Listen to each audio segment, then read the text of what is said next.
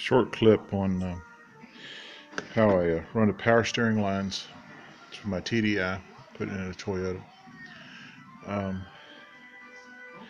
I took and I'm using the Volkswagen power steering pump. I ran the Volkswagen line down, actually down to this point here. I took a piece of 3/8 brake line, swedged it, silver soldered it there, and to take it over to this point here where it enters the pump at the high pressure line, and swedged it and silver soldered it there. I braced it in 3 places, of course the center on both sides. And on the Toyota, the pump is actually was located over here. So here's the return line, the original return line, which I have capped. And over here I teed into the return line from the pump itself. You can see where that T is. I'll have to get a brass T in the future, but for right now, for the purpose of getting this online, I just took a plastic T, teed into the return line there, and that goes up into the Volkswagen tank for power steering. And then the lower line, of course, on the tank is the supply line back over to the pump, hydraulic pump. You can see that there. What I'm working on now is the radiator lines for coolant in the back and the front. I got to fabricate some stuff there. And before I cover this up with the radiator, here's my temporary boost or turbo lines, whereas I use the stock Toyota airbox. I modified that by drilling a hole in it, big hole, for the Volkswagen mass airflow sensor through a piece of the Volkswagen corrugated tube, and then I cut it here, which fit perfectly over top of a 2-inch PVC pipe, a sweep elbow 2-inch PVC, into an 1.5-inch adapter reducer, and to the turbocharger inlet. Out of the turbocharger is the piece of the stock Volkswagen tubing off the Volkswagen TDI engine. I cut it off so it was straight, and then I adapted it to go underneath by PVC pipe. Kind of goofed up here. Cut this pipe too short, and because this is temporary, I just made up some more fittings to make the distance up. I like to make this in metal to come over and then angle up to that. But my PVC pipes come up front to the radiator, to the charge air cooler, which I mounted in front of the radiator. There's enough room for the grill to go back on, although I will have to modify the center support that runs from the hood latch down to the lower brace. I had to bend a few spots down there to get the tubing through. I think that'll be okay. My plan is to just secure this to the air conditioner condenser with tie wraps, and put some foam in behind it on either side to keep it from rubbing. And that should take care of the charge air cooler and the inlet. And also this is off the TDI, which I put a coupling in here, just a PVC pipe coupling, 1.5 inches, to go to here so I could get my intake air temperature and boost pressure, which reports back to the ECM, up to this adapter that I did buy for the TDI. I think it's AFN engine. Down here, if you notice, the boost controller I had to make a little bracket up for that to sort of allow it to no longer operate. It actually pulled, I think, down, and just flat wouldn't work at all, and it just wasn't enough room there. I have not fabricated the exhaust system yet. I need to do that. that has yet to do. There is the starter from the 95, I think it's a 3.4 liter V6. I had a 3.0 V6 in this truck. And while I'm at it, this is the Volkswagen TDI Bosch filter set up. I've just run temporary tubes in there, whatever I had to scrap together to use the return suction line from the fuel tank, and of course the return line from the fuel tank. Point that out. This is return. This would be the suction line from the fuel tank. This here goes over to the TDI electronic fuel injection pump. And then I took the banjo bolt off the back, reverse the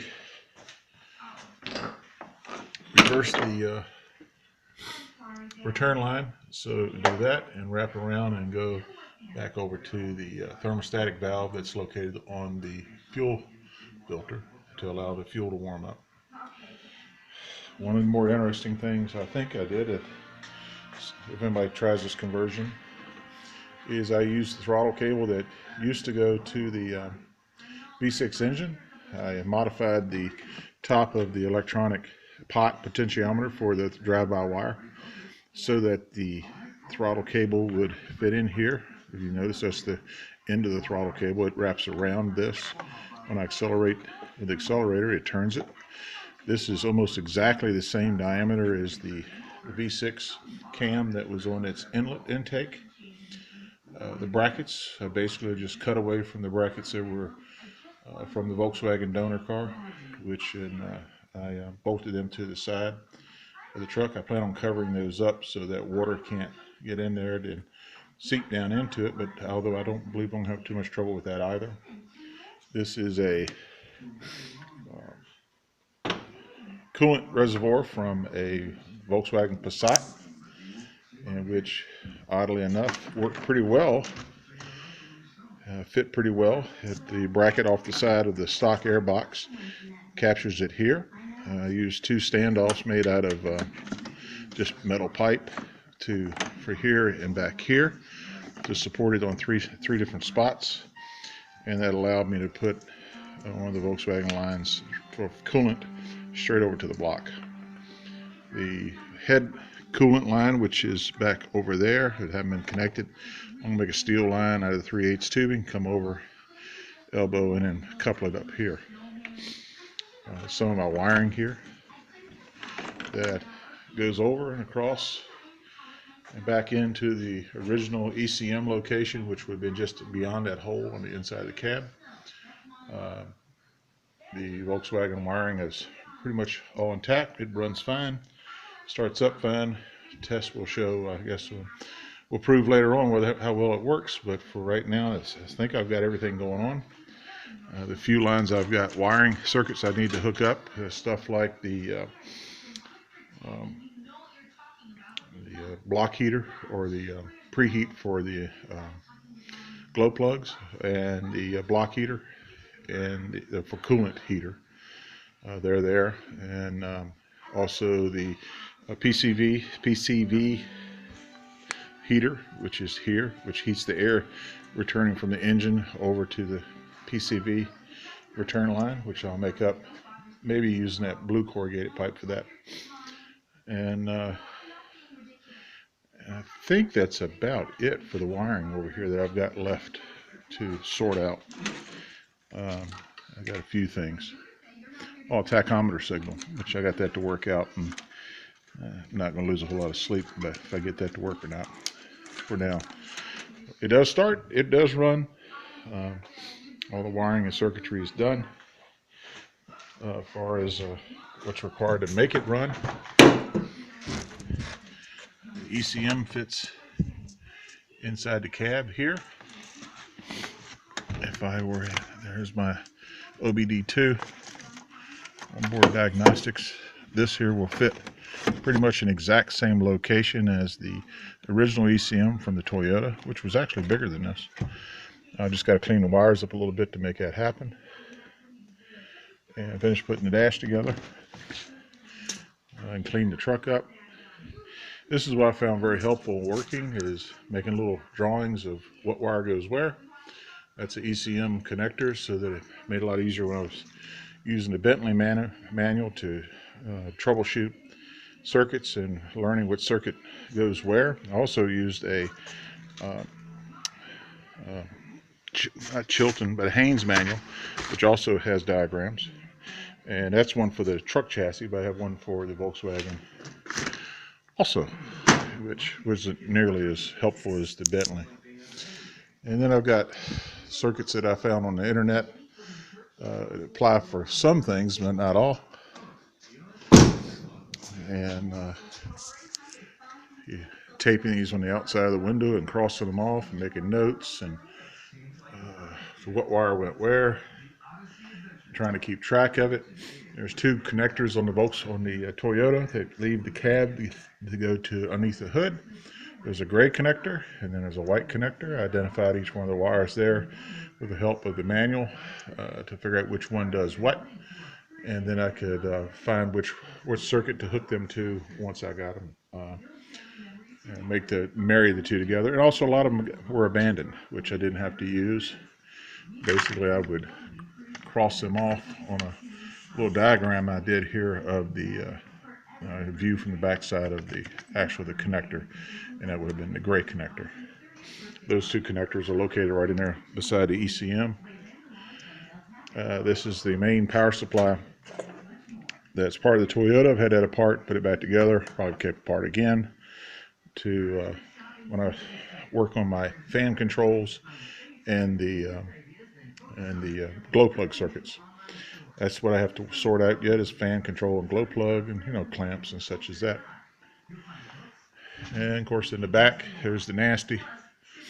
This is the V6 engine that came out of the truck. Had oil coming out of the intake. I don't think it cranked, to tell you the truth. I think it was in pretty bad way. This truck was abandoned for several years.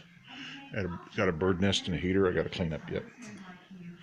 I also found it was easier, because this is a four-wheel drive T100, is to remove the front tires and basically drop it right down as low as I could get it to the ground to make that work out. And I teed in the vacuum lines to the Volkswagen pump. This vacuum pump's mounted on the back of the head. Also removed and capped the block heater that was on the back of the head to give it clearance to the firewall, which I have enough clearance there. And sorting out the heater lines right there. Time will tell whether that's going to work well or not. So this is an update, or probably my first installment of a video of my T100 TDI conversion. I believe it's going to have enough power to do what I want to do.